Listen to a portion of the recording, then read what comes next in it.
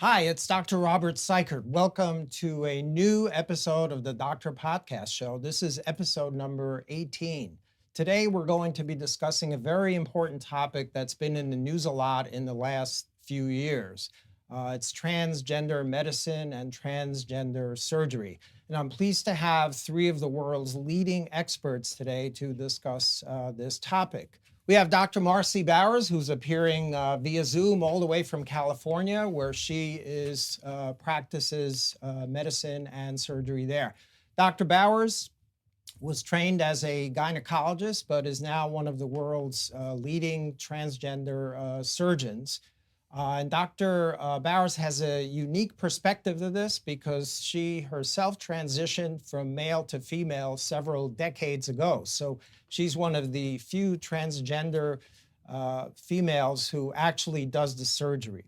Also with us today in alphabetical order is Dr. Miroslav Djordjevic, who practices here in New York City at the Mount Sinai Medical Center and also practices at the University of Belgrade in Serbia in Europe. And Dr.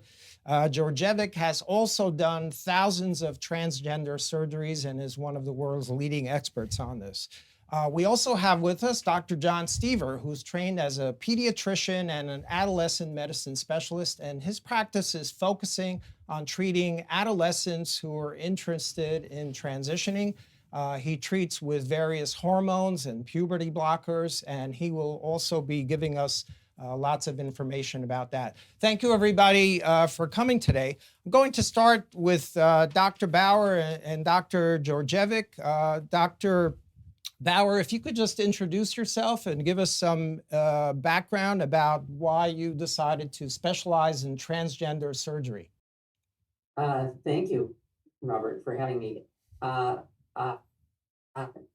name is Marci Bowers, and introduced. I also have a faculty appointment at Mount Sinai in New York, where we began the nation's first comprehensive transgender surgical program. So that's a very important program that was developed in 2016. Jess Ting was co-founder, and we're very proud of that program. I entered the field because in the early 2000s, there were very few other surgeons working in this area of medicine. I recognized the growing need from the community, and also realized that this is a phenomenon that has been here since the ancient days of antiquity, and that this was a medical need whose time had finally come. All right. How about you, Dr. Djordjevic? How did you get interested in transgender surgery, and what's your background in that? Thank you again for your invitation. I started almost 30 years ago with this program. It was a luck that I started to work with my mentor, Professor Perovic, at the early 90s, and he was a pioneer of this type of surgery in Europe. So we developed our center in Belgrade and started to develop new surgical techniques and to introduce new possibilities for our transgender population. And I'm continued to do on the same way until now.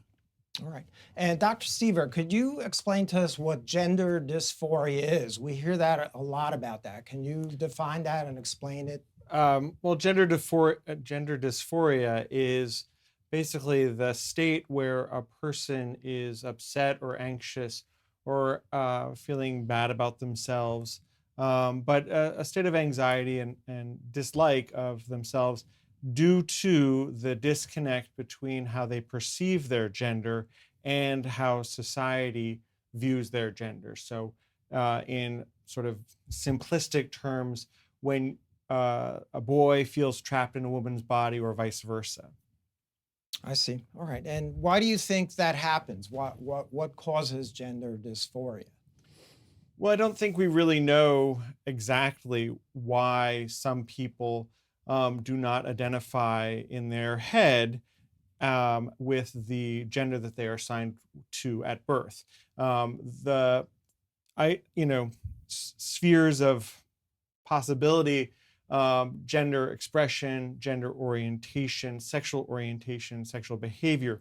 Those are all independent variables that come together and make up who we are as sort of sexual beings in the very broad sense of the term. And so we really don't understand why some people identify as male, some people identify as female. Usually, statistically speaking, a baby that's born with, say, a penis is assigned male, identifies as male, and usually grows up to be heterosexual, attracted to women. But because all those variables are independent, you can have a lot of different variety of that. And that's just normal diversity within the natural world. I see. All right.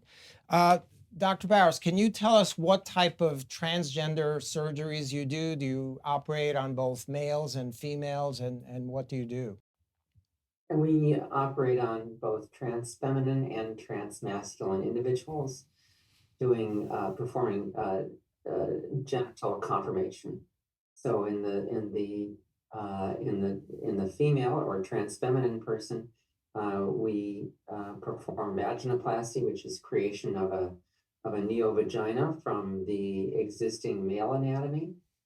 And conversely, for the transmasculine individual, we perform a genital confirmation surgery that would consist of what's called a metoidioplasty, which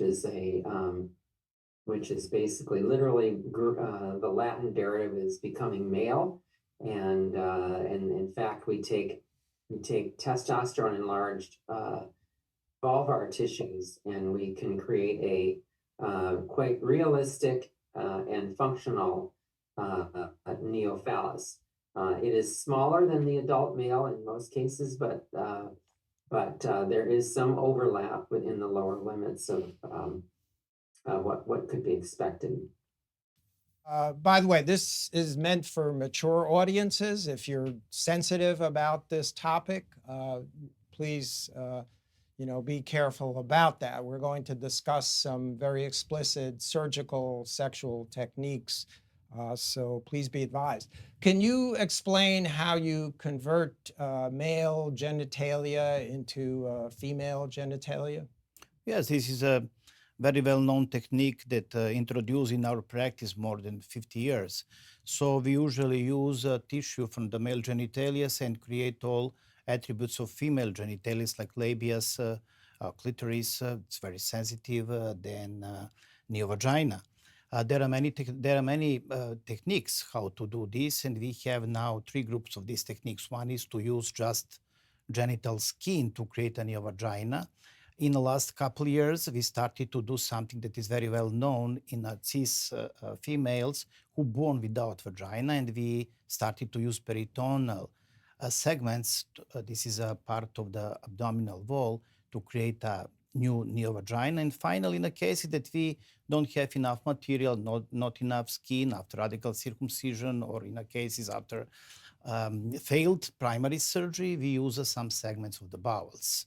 So different techniques with just one goal: to give similar genitalia like in cis women. I see. Dr. Bowers, in the media, there's always discussion about top surgery. Can you explain what top surgery means to the audience? Well, there's transmasculine top surgery, which would be the removal of breast tissue usually with nipple preservation. So that nipple is replaced as a free graft, but it depends on the type of technique that's used. Sometimes there's a minimal scar technique, almost like liposuction, where much of the breast tissue can be removed that way. But a lot of these depend on what type of breasts a person has.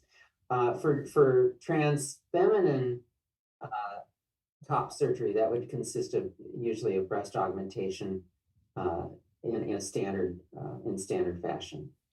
Right. Now, these patients are treated with hormones, right? And you treat with various hormones and puberty blockers as well. Can you explain what you do? Well, most of what I do is medical transitioning.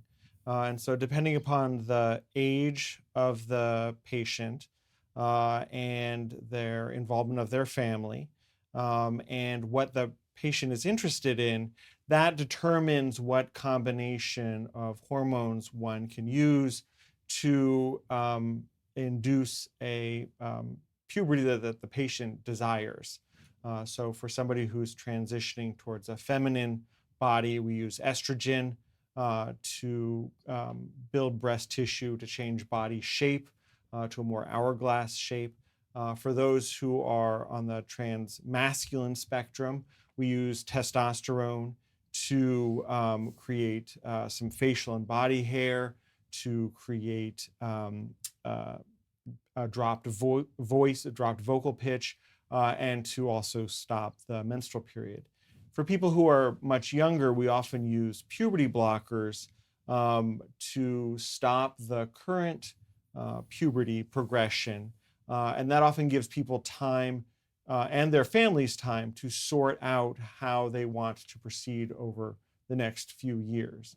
So it really is important to remember that there's no one way that this is done. This is always done, at least in adolescence, in context of what the patient is seeking, and often involves, especially if they're minors, it has to involve their parents as well. Right. So here's a question for all three of you. What's the youngest age where you'll give patients either puberty blockers or a variety of hormones that you mentioned?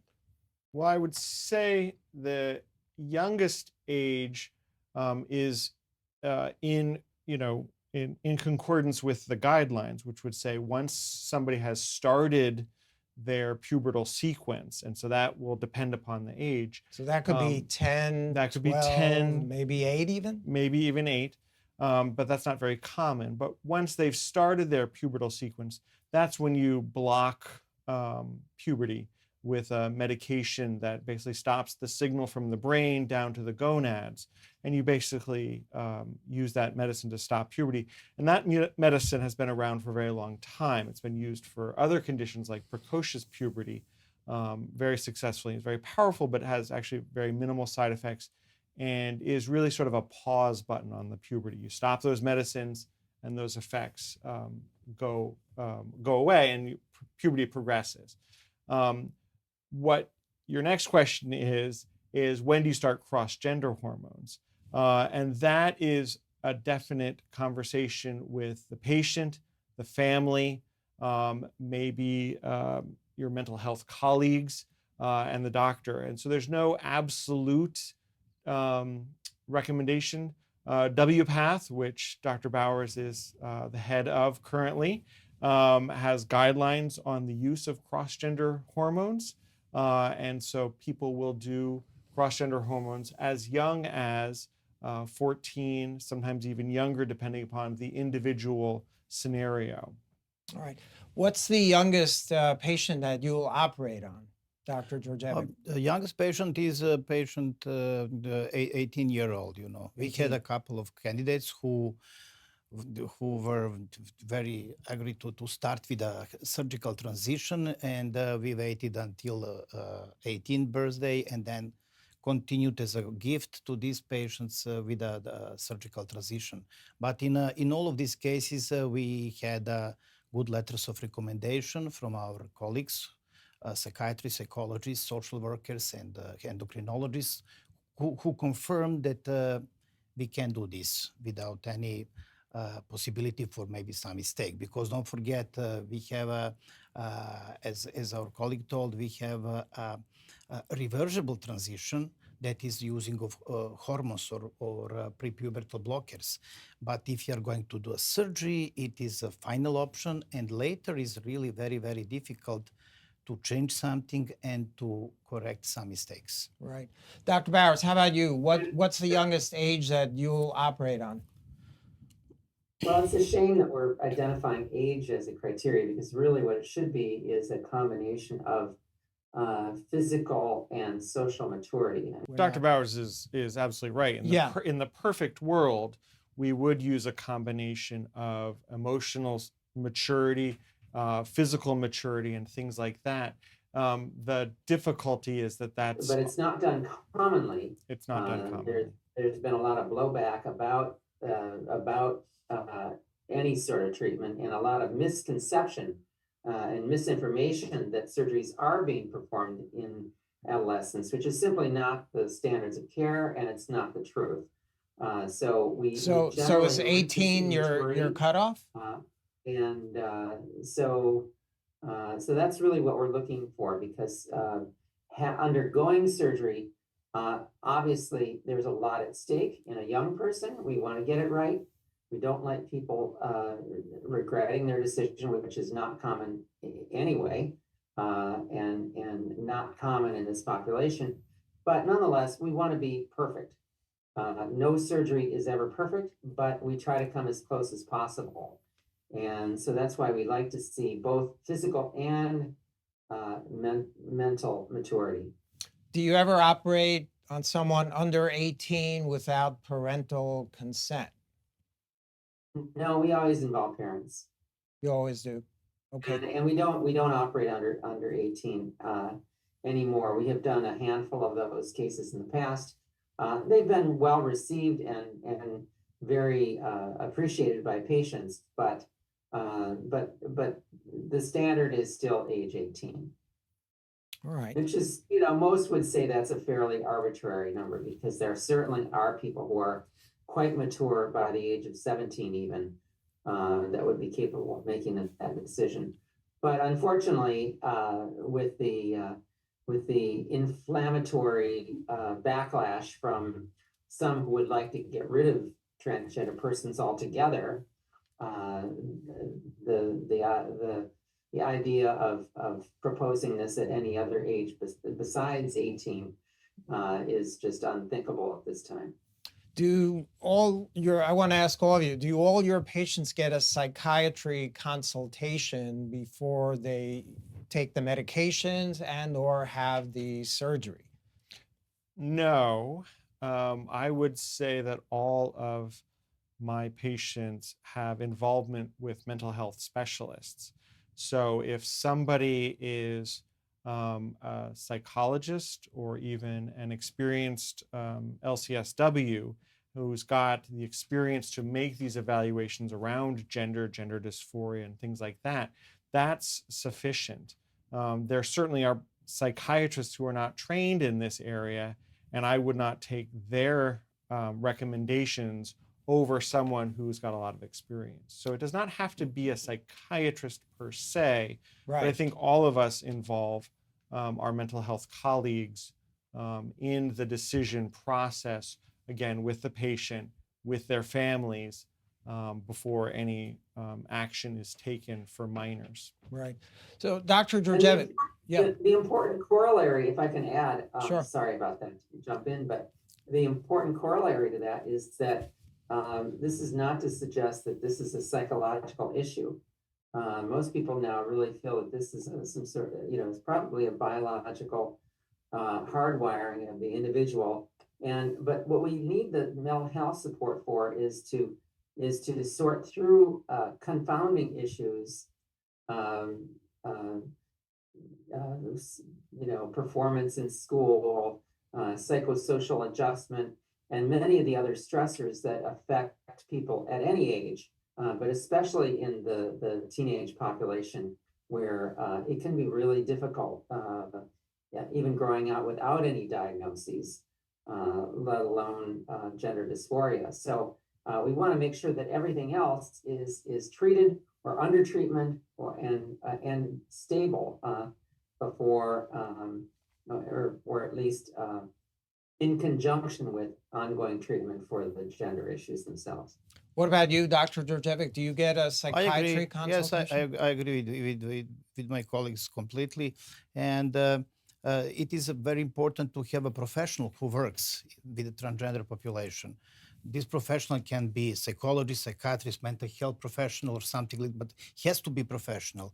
He has to guarantee that this person is ready to go through the surgical transition. That is not easy, especially if you're going to create male genitalia, sometimes in a couple of surgical procedures and steps.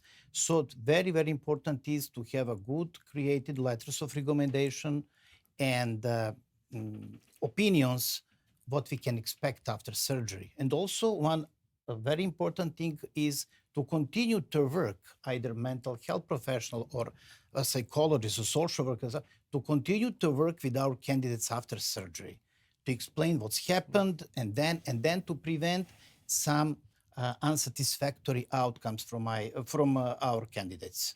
Right. So, Dr. Bowers, what percentage of patients that you operate on later ask for reversal of the surgery? It's mentioned that it's very difficult to do that, complicated surgery, but what percentage want to change their mind later? I mean, almost zero. I mean, I can think of 3 patients in the thousands I've operated on. My predecessor, Stanley Biber, was in the Guinness Book of World Records for having done the most surgeries ever, and I went past that in April. So we've seen a lot of patients, and neither Dr. Biber's patients nor my own, aside from just a handful of people. Statistically, it might be as high as 1%, but it's really not much above that. And generally, the reasons for someone stopping their treatment or it isn't even so much as wanting surgical reversal, but even just stopping hormones is something that is considered, and even that is remarkably rare. So this idea that people are somehow going to miss their old gender, they've grown up that way. Once they make that change and they're socially living as who they feel more comfortable being, it's rare that they go back. What about you, Dr. Djordjevic? What percentage of your patients want a reversal at some point? This is very interesting question, but I don't know which percent of my candidates. Why? Because I don't know what's happened in the future with my candidates who had a surgery with me. But I will tell you something about our personal experience and our team, Belgrade team in Serbia. We published the first article almost 7-8 years ago with the first 7 candidates who showed interest for reversal surgery, who came from abroad, from elsewhere. And we finished these surgeries. Now we have a collection of more than 50 cases. It is very rare. I agree with Marci that is very rare.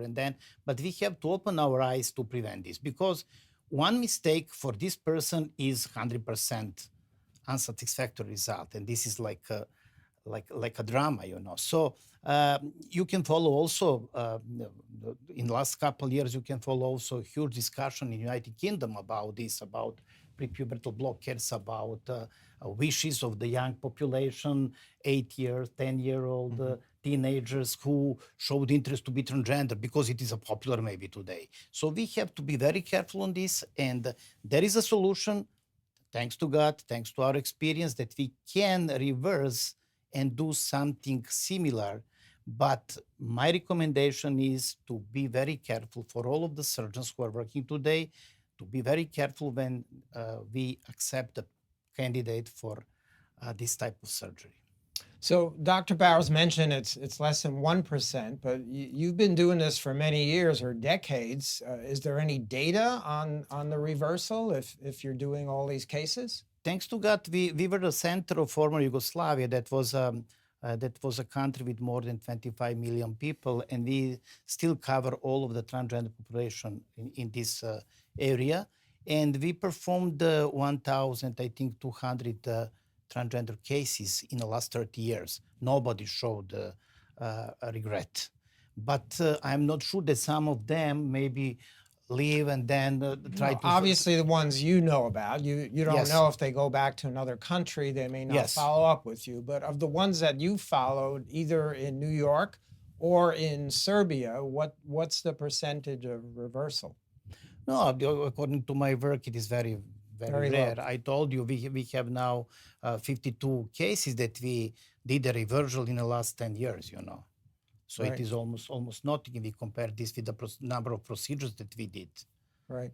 Dr. Steever, you mentioned earlier that these medications, the blockers, the puberty blockers and the hormones don't seem to have side effects. There's some literature that indicates they may have side effects such as osteoporosis and other things. No. All medicines, as you know, have side effects. Right.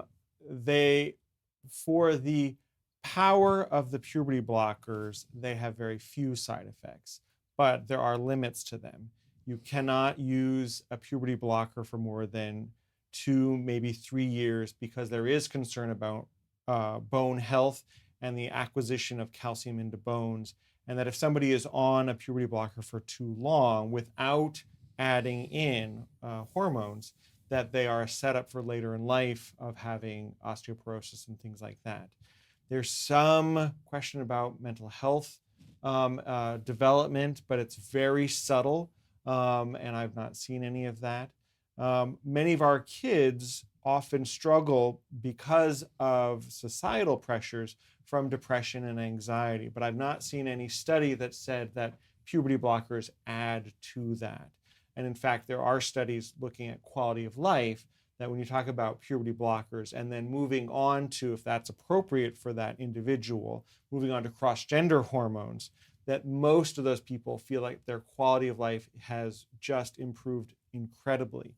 And so even the people who, in my area, so that's more medical, even those people who have said, I don't want to do this anymore, usually it is not because they feel like they are that they are not transgender. They do not reverse how they see themselves, but usually it's from other reasons. I'm tired of taking needles. I'm living in a place that it's just so hard to do this. I don't want to do this right now. None of them have ever said, I no longer feel transgender. So that reversal is very, very rare. Some of the original data was very flawed around that. And I think the more modern studies clearly demonstrate that, especially as you get older, 16 and above, the percentage of people who reverse are extremely less than 1%. There's also seems to be some debate about the incidence of depression in people who go on to, convert or become transgender as compared to if they didn't. There's also some literature recently about increased suicide rate in patients who've had transgender medications and transgender surgery. What's the data on that? Well, I think, you have to remember that many of these individuals are under a tremendous amount of stress from society. And in some sense, it's that Chinese water torture, a single drop on the head every 10 seconds. When somebody misgenders you every single time you go into a store or on a bus and they say the wrong gender, the wrong pronouns, that has a little bit of effect on your mental health. And so we do see with these kids, especially in families where the parents are rejecting of this, we do see higher rates of anxiety, depression, self-harm, suicide attempts, suicide completions. So we know that there's a lot of things going on. But when you subtract out those confounding variables, the mental health stuff of our kids is really quite remarkable. And especially if you start them on the hormones that they're seeking, many of their mental health issues improve. Now, these are not psychiatrically active medicines. And so I always tell my patients, do not stop therapy. If you are on an antidepressant, stay on that. You should only stop that when you and your psychiatrist feel that you've gotten better or you're no longer needing it. But just because you've started one of my medicines does not mean you should stop your antidepressants or things like that.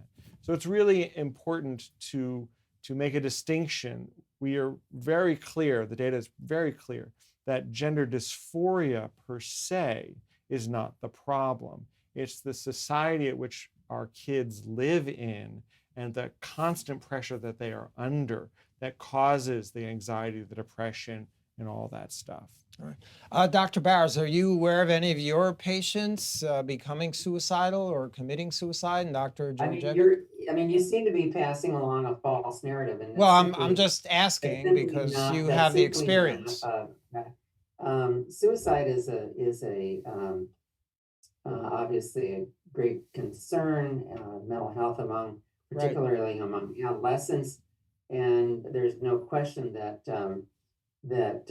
as mentioned, being transgender and dealing with a society that has an inclination and many cases, an acceleration of anti-transgender attitudes, that puts pressure on an individual. But if you take out the confounding, if you take out all of that, you simply don't see people. You see people's psychosocial lives improve, and this has been looked at over 50 years. So this isn't something that's new. This is known. There's a Swedish study of 50 years of evidence has shown that not only are people's lives improved and that regret has declined, but it's gone down over the decades. So that's just simply a false narrative that's put up by gender skeptics. And I'd really like to stamp that out once and for all. All right. There's no question that gender affirming treatment is beneficial, but it is a vulnerable population, and if people are treated poorly, it puts pressure on that individual and their support. Right. And don't forget that when you look at rates of regret of common surgical procedures, transgender or gender affirming procedures are much lower than similar procedures done in cisgendered individuals.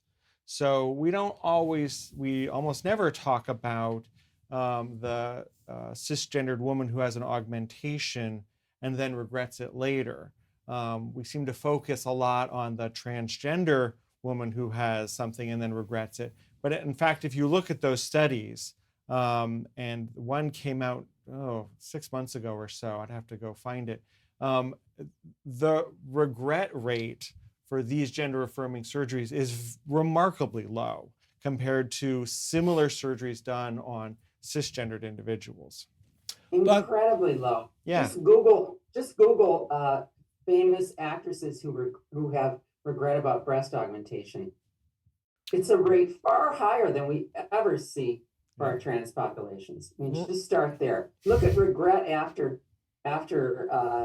knee replacement, and you'll find regret rates far higher than what we see. And yet people focus on trans surgeries and try to inflate that as a narrative. It's just simply not right. Thank you for having me. I must excuse myself. I'm so sorry. No problem. Thanks very much for coming today. Really appreciate your taking your time. Thank you. Dr. Djordjevic, what's your feeling about this issue? About the No, I don't have exact data about suicides in a group of transgenders who had any contact with me, not just surgical, but any contact and then. But this is a very good issue that we discussed already, that nobody is not sure is this regret comes from bad surgical outcome or it is some psychological psychiatric problem or some comorbidity. So we have to be very, very focused on the main problem and then to try to help to society, to help to transgender population who really needs some additional support after surgery and then. And I would like to make a short discussion that I'm not agree completely with Marci. Marci is not here, but she knows my discussions also, and with the colleague. Why? Because if you're going to discuss about regret after breast augmentation, we cannot compare this with the removal of the uterus, with the removal of the testicles, with the removal of the penis. It is not comparable. That's correct. So I agree that it's very rare, thanks to good treatment and then. But what is the problem? Problem is that if you compare a situation 10 years ago, here in the United States, we had just 5 centers who performed transgender surgery. Now we have more than 200. So with the growth of the number of the candidates, with the growth of the number of the transgender surgeries, and then possibility to make some bad result and then is higher. This is a statistic. So now you can compare what's happened, for example, in India, in China, 1.4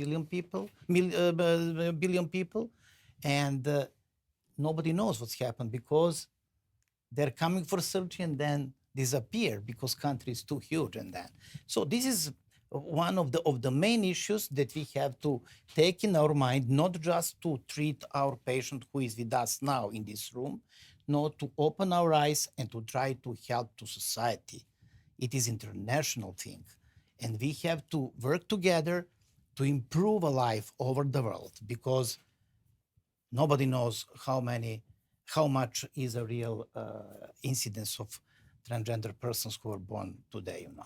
Right. I'm glad you brought up that having a breast surgery change or reversal is relatively minor comparing to having genital surgery, which is major surgery. So I would agree with you and disagree with Dr. Bowers on that, even though she's not here No, anymore. Marci is on the same side like me, but Right. maybe she didn't have enough time to explain this. But Right. it is a really very rare. Her conclusion was that it is a very rare. But I would Right. like to repeat: if you have one unsatisfied who is regret, it is a huge problem for him, and we, as a part of society, have to work together to help him or her. So Right. for this reason, it's much better to prevent this mistake, if it is possible, of Right. course. I also don't think the knee surgery analogy is a great one, because most people have knee surgery because they're in severe pain or disabled. But moving on, what's the recovery like from these surgeries, both males and females? I would assume it's complicated and a long Yes, recovery. now the techniques that we developed in the last 15, 20 years are now very safe, and thanks to good technology and improvements, we have today a very safe surgeries. Now, for example, male to female is around 4 hours. We are going to use robots to create something from abdomen to make a better neovagina. Or in opposite, if you're going to create male genitalia, this technique that Marci told about, metoidioplasty, is a very nice technique. Today we finish this technique in less than 2 hours and create completely new male genitalia from female genitalia, thanks to our knowledge in embryology, because we starting together in the first couple weeks of our embryology with the same genitalia, and then in one moment someone is going to be male, another one to be female. So base is the same, and we are going to use this and to create and to correct these genitalia according to the patient wish, with the very nice techniques. Right. I'm an ophthalmologist, so I do different types of surgeries. I can understand how you convert a male into female, but how do you create a penis surgically from female genitalia? Today we have techniques that we group in phalloplasty surgery. This is a surgery that we are going to use extra genital tissue to create a neophallus. The gold standard is to use part of the skin with the subcutaneous tissue for arm. There are other techniques, for example, anterior tight phalloplasty or abdominal parts, abdominal skin with the fatty tissue. So you take tissues from other parts of the body and transplant and then them. create. So there's no rejection issues or problems with that. No rejection, because we use the tissue from our candidate, Right. And we use a very popular and very good the microvascular techniques to give almost similar genitalia, but it is not never like in a cis males. In a male to female, it's much better. I can tell you some thing. One of the candidates who passed the surgery and who got a female genitalia, visiting gynecologist, who never discovered, after many visits, never discovered that this person was a male before transition, So this is today the really very, very nice, with the perfect functional aesthetical result. But in opposite, we have to work more to give a better similarity between genitalia and better function, voiding and erection. Right. So you mentioned the surgery is very safe. What is the complication rate, serious complication rate? And do you get sued a lot for malpractice? Yes, of course. We can discuss about complication rate just according to our evidence-based medicine. So we can compare results just in the published papers, in the published results. But today we have plenty of centers who never publish their results. So I can discuss about results of my team. We have a really very low complication rate, between 5 and 10%. That is a perfect today. It was 30-35% 20 years ago. So I cannot discuss about another rate, but good developed centers who works more than 10 years and who perform minimum 2 to 3 transgender surgeries per week are good centers with a low rate of complication. What about malpractice issue? Do you get sued a lot for malpractice from people who are dissatisfied with the results? Absolutely, absolutely. But we have to be very careful and then to give our comments about bad result, about malpractice. Don't forget, good result is not a result if me as a surgeon conclude, oh, I did this perfect. Good result is if I hear from my candidate that he or she is satisfied with the new genitals. This is good result for me. But Right. everybody, we surgeons are a little bit different, and we would like to put our us to be at the first position always and then, but we have to be more realistic and to accept satisfaction from our patients, from our candidates, and then to discuss our surgical results and our success rate. Right. One of the criticisms that are around from people who are against transgender surgery and medicine is that both hospitals and doctors are making a huge amount of money from this. What's your comments on that? Well, I can't really speak about the surgical programs and the finances of the surgical programs. The medical programs simply they're not money makers for any hospital that I know of. Like most programs in medicine, it's just they do not make a lot of money. These medicines, for the most part, with the exception of the puberty blockers, are not that expensive. So the drug companies are not making a killing on providing testosterone or estrogen. There are some minor exceptions to that depending upon the formulation that you use, but overall those medicines are quite cheap. The puberty blockers are very expensive, and we could get into a discussion about why that is and the cost of medicines in the United States.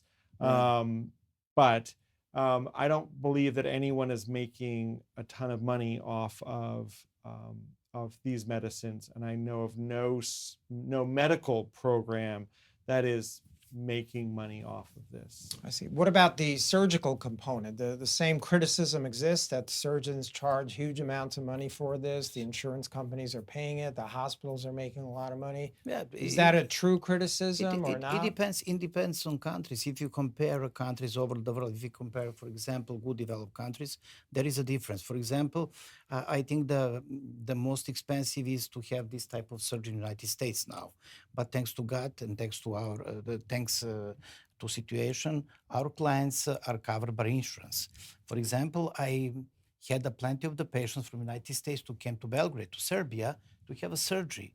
And then when we saw that it's possible to do in the United States and to be covered by insurance, I joined Mount Sinai immediately and started to work here to help to these people here not to travel and then, because surgery in my country is not expensive. It's not expensive comparing with good developed countries, but it is expensive. Not expensive if we discuss about the level of the money that. What does it cost in Serbia? In Serbia is between 10 and 20,000 US dollars for everything. Depends on type of procedure and then, What about here in I don't the US? exactly. You have to check maybe in a hospitals and then, but I don't know exactly. But according to reports of my clients, it is 5-6 times more than for example in my country. The same is, for example, in So United it's like Kingdom. $120,000. I think so. And do most insurance companies now cover the surgery? I think so. And so. do they cover the medical treatment for these patients? With some work, most commercial insurances and many of the Medicaid and I assume Medicare programs will cover the medicines. It's often a process where you have to write letters and say why this medicine is needed.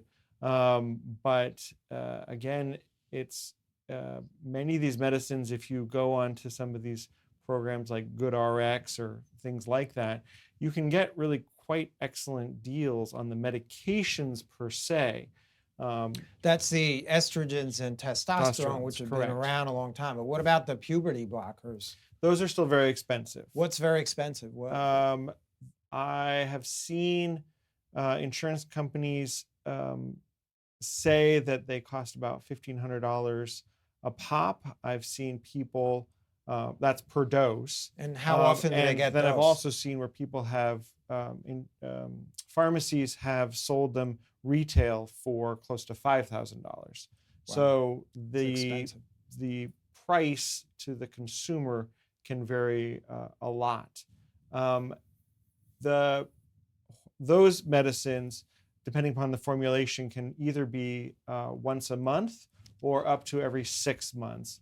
And there is an implant that can last up to 2-3 years. But the implant is expensive because you need to have a surgeon place it and then remove it. And so there's some additional cost there. I see. Now, you operate both in Serbia and here. How's it different? What's the difference between doing your surgeries in Serbia and doing them in the United States? It is the same. For me, it's the same. I have fantastic conditions here. I developed my center in Belgrade, and we cover also all aspects in the Belgrade. It's very safe with the modern technology. And then, so for example, we have every year more than 30 doctors who are coming to learn to observe our surgeries, to work with us, and to develop experience. Also, I started to work in United Kingdom because it was for me unbelievable data that today under the NHS in the United Kingdom, we have today more than 8,000 candidates who are waiting for surgery. And the waiting time is between 5 and 10 years. So it was a reason that I accepted invitation to join the center in Chelsea at Westminster Hospital in London and to develop a new team and teams who will started to work and then to help with this very huge population. Of course, I asked my partners here at Mount Sinai for license, and then due to some,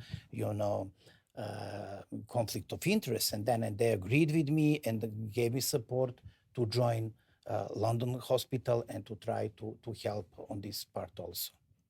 Wouldn't it be less expensive for somebody from USA to go to Serbia, because the airfare wouldn't be that expensive, and it sounds like it's much less expensive to do the surgery there, and you're the same surgeon regardless of where you are with the same good facilities. So why don't people do that?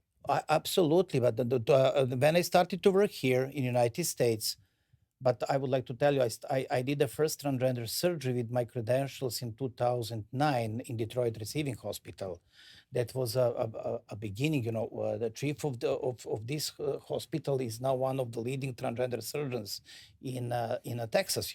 His name is Richard Santucci, very well-known reconstructive urologist.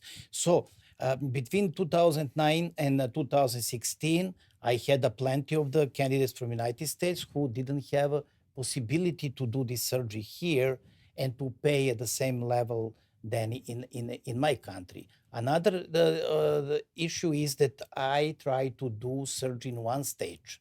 So I never split a surgery in 3, 4, 5 stages because it is cheaper for my clients. There is only one recovery period, and then so I think this is one of the reasons that our techniques and our procedures that we promoted through the world in the last 30 years are the reason that we have plenty of candidates from all parts of the world, and also almost all transgender surgeons who are going to visit us and to change experience with us. All right.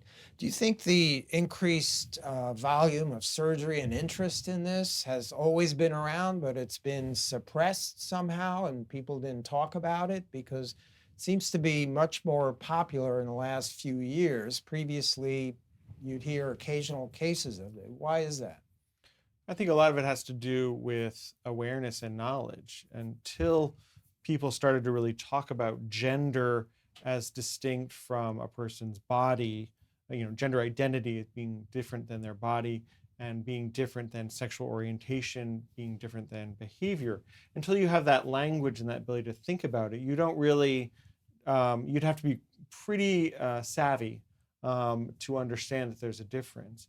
And I think now that we do talk about the differences between gender identity and bodies and sexual orientation, you have people who understand that, oh, the reason I like boys is not because I'm a gay man, it's because I'm a woman and I'm a heterosexual woman, I like men. And so people can really start to think about this. And that has then also led to people being aware that it's not all about the binary, that, you know, just like hair color is on a continuum, height is on a continuum, all these sorts of things, gender identity, sexual orientation can be on a continuum. And so we're starting to see people who do not identify as male or female, but something in between or something not on that spectrum, a non-binary person. And that's sort of some of the cutting edge stuff that we're talking about right now. Right. Now, again, I'm often dealing with teenagers, and their thoughts are evolving and growing. And so somebody who may identify as non-binary now may continue that non-binary identity into adulthood, or they may, with further growth and development of their brain, may settle into a more binary role. But I think what we're seeing, to answer your question, is that there's just more discussion about it and more exploration. And so people can understand that, oh, that might be why I feel this way. What about the critics of this who claim that the reason teenagers are becoming more interested in this is that it's kind of a fad through TikTok and other social media, that they're being influenced by this, and later they'll kind of change their mind or be sorry? What do you think about this fad explanation? I don't think this is a fad. People may desire to play with gender expression, and that's been around forever. We've, Right. you know, all known this since we were all in high school, that Yeah. there were people who just like to play with gender expression. Some people may be taking that a little bit farther and saying it's not just expression, it's gender identity. But then this is why we have processes in place so that a 15-year-old can't just walk into a clinic and say, I want hormones, and walk out with it.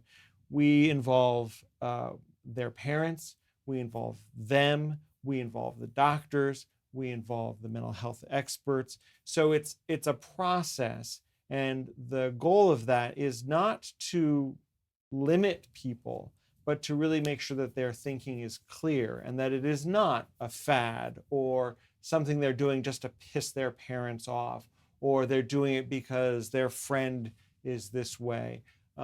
That's the importance of the evaluation process.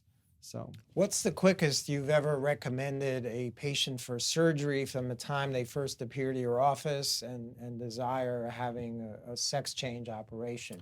You said it's a process. How long is that process? well, I never recommend anyone for surgery. That is a decision that they can make on their own, that they will decide if that is for them. I will help them explore that. Someone may say, I want to have a penis. And I will say, well, this is what I know about it. This is the surgeons, this is the recovery, these are the potential complications. So I never push someone to have a surgery. They're coming to me and saying, help me make this decision. So in that sense, there is no minimal time, because many of them have made that decision way before they've met me. I see. Now, how fast one can get a surgery depends upon their circumstances. I think the best programs have waiting lists up to a year. There are private surgeons who will do it much faster than that, but that's not available to everybody. And again, you want to go to a center that has a lot of experience. And so when people say, well, I could go to this private doctor who will do it in 2 months versus Mount Sinai or one of the major centers in New York, but there's a waiting list, I usually point them to the center with the most experience. I see. Dr. Djordjevic, I know you're involved in some research of doing surgery simultaneously on male and female at the same time. So you're taking the genitalia from male, putting in a female, and then doing the opposite, female genitalia in a male. So this is my main research now. It was my vision and my dream 10, 15 years ago, because I calculated with too many male and female organs that we are going to remove and put in the garbage. I concluded that it will be maybe useful to use these very healthy organs, because today transgender population average is approximately 22, 23 years. So we have a completely healthy genital organs. And who is going to give us a license to cut this and to put, to be not you, not to use for someone who really needs for this. So it was a basic of my research, and now we are in a final step.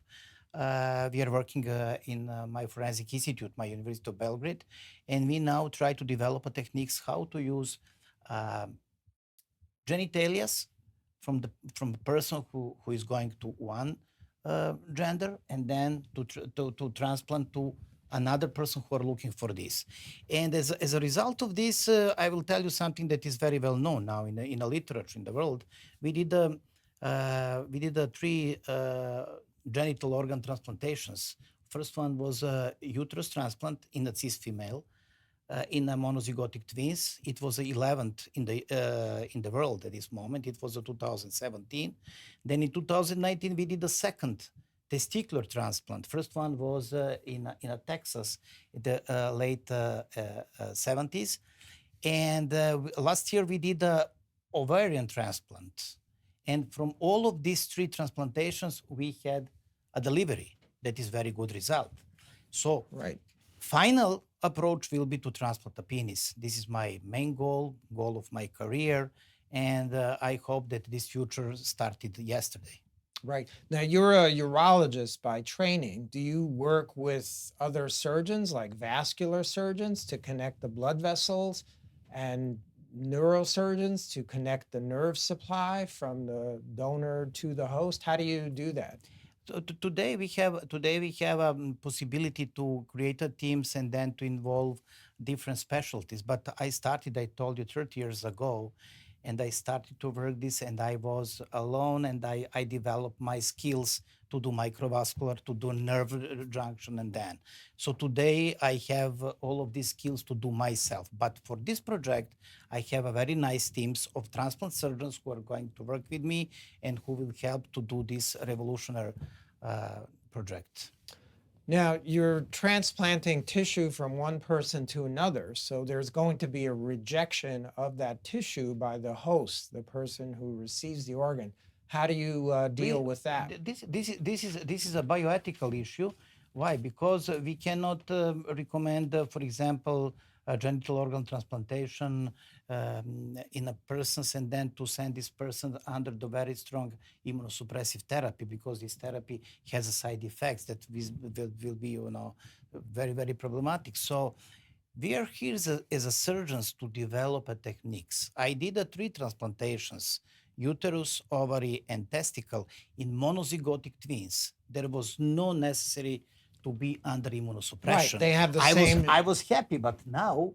But they have the same DNA, so there's no problem of rejection. Same genetic material. But how can you transplant a penis from one person to another and they don't reject it? I hope that I will find, for example, couple from the same family who are very compatible, or also we have plenty of the persons who had some transplantation before, like a kidney transplantation or liver transplantation, something like this, and who are still on immunosuppressive therapy. If we find someone who is a transgender, he will be a fantastic candidate to be a recipient. But for donors, it is very simple, because we have plenty of possible donors for this. Very interesting in the future. How do you, Dr. Steever, how do you deal with parents who are against this completely? Because that's obviously in the news a lot, parents who are against their child transitioning? How do you deal with that? How do you deal with the patient and the parents? Well, I mean, I think it's really important to remember that in this country, in our society, the parents really do have the final say about the care that their children receive. So if I do meet a family that the child is very interested in transitioning, or I meet a family where one parent would like to and is supportive, and the other one would not like to and is not supportive, if there is a question about that, we cannot move forward. I can talk to the patient, I can talk to their parents, I can erase any misconceptions. There may be things that they've heard that are not true, trying to clear up any misconceptions. But fundamentally, if a parent says, I do not want this for my child, then my hands are tied.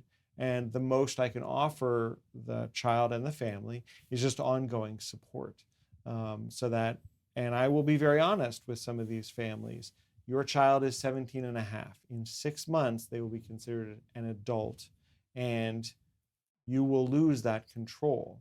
I always would like even an older teenager to be supported by their family. I would never want to start somebody on a transition and then have them be kicked out of their home. So we have to make sure our mental health colleagues are present and in place so that we have plans on what to do if somebody is kicked out of their home or rejected by their family. But it's a really tough thing when either one or both parents says, no, I do not want any of this. I have to respect that. There's just simply no way under any existing laws right now that allows me to do something like that to a minor without parental permission. Right. That's in New York State. I understand there's some states now that are trying to change the law so that minors can do this without parental consent. Maybe. I don't know the specifics. Most states have laws allowing minors to have access to certain medical conditions. So evaluation for pregnancy, pregnancy-related care, evaluation and treatment of STDs is a common thing that minors can self-consent for. Many states allow for minors to self-consent for evaluation and treatment of mental health issues as well. So there are some things that minors can consent for, but gender care is not really one of them. And I don't know of a single state that has passed a law saying, specifically with regard to gender care, gender affirming care, that a minor can self-consent. Now, this isn't to say that I don't support the kid. I don't support the child and say, hey, you're an adolescent, so you still need medical care. You need, vaccines in your physicals, and you need support by mental health professionals because your parents and you don't see eye to eye. And so there's going to be some conflict. And so let's get you involved in some counseling and explore some of these issues. So I am very supportive of them. I'm just not able to provide hormones. And of course, I'm not a surgeon, so I don't do surgery. But those are tough scenarios. Right. Do you see conflicts like that? For example, a 19-year-old who wants to have this done and the parents are totally against it. What do you do in that situation? It was a very often situation in the past, thanks to better education and also thanks to media that opened the society about the possible problems with transgender persons who are looking for help. We have today much better situation. But I found a couple of cases that developed the worst problems, and in all of these cases, parents were doctors. Never accepted that the daughter or son is going to be something different, So I work like a mental health professional, also tried to explain this, and then So we finished this very successfully, but you can expect this always. You can expect always. And also, I would like to point out that in the last couple years, we have a very low rate of the candidates who are coming without the parents, young candidates. Before that, this population left the home, started to live alone, try to organize money for surgery to do some crime or something like this without parents. But now it is almost normal and usual to have a parents to stay with you when you are going to discuss about your surgical transition. That I'm very happy. Why do you think doctor parents are against this? I don't know. This is a personal feeling, So I'm a doctor also, though. So Right. I train myself to accept my children to be the persons as they feel, So I'm here to support. Not possible to change a decision, So just to be supportive. All right. Well, this has been a very fascinating, educational, and informative discussion. We've discussed all the aspects of this transgender medicine and surgery. I appreciate very much you both coming in today, and Dr. Bowers, who had to leave early. Thank you very much. Thank you. Thank you. All right. Thank you.